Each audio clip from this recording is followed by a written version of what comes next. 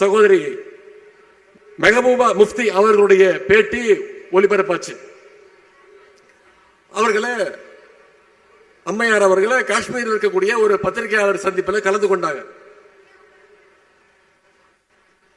சகோதரி மெஹபூபா முஃப்தி அவர்கள் தங்களுடைய தாய்மொழி காஷ்மீரியில அவங்க பதில் கொடுத்துக்கிட்டு இருந்தாங்க. கேட்கிற கேள்விகளுக்கெல்லாம் அவங்களுடைய தாய்மொழி காஷ்மீரி மொழியில பதில் கொடுத்துக்கிட்டு இருந்தாங்க. அப்போ ஒரு பத்திரிகையாளர் குறுக்கிட்டு, நீங்க ஏன் தாய்மொழியில பேசுறீங்க, உருதுல பேசுங்க அப்படின்னு ஒரு பத்திரிகையாளர் கேள்வி கேட்டோன்னு அம்மையார் மெஹபூபா முஃப்தி அவர்கள் சொன்ன வார்த்தை, என்கிட்ட டிரான்ஸ்லேஷன் கேட்கறீங்களே, உங்களுக்கு தைரியம் இருந்தா தமிழ்நாட்டுக்கு போய் என்னுடைய சகோதரர் மு.க. ஸ்டாலின் கிட்ட போய் இதை கேட்க கொடுத்து உங்களுக்கு தைரியம் இருக்கா அப்படின்னு கேட்டாங்க. தாய்மொழியில பேசக்கூடாதுன்னு என்கிட்ட சொல்றீங்களே, தமிழ்நாட்டில் போய் சொல்றதுக்கு உங்களுக்கு தைரியம் இருக்கான்னு பத்திரிகையாளரை பார்த்து முன்னாள் முதலமைச்சர்கள் கேட்டுக்கிறாங்க.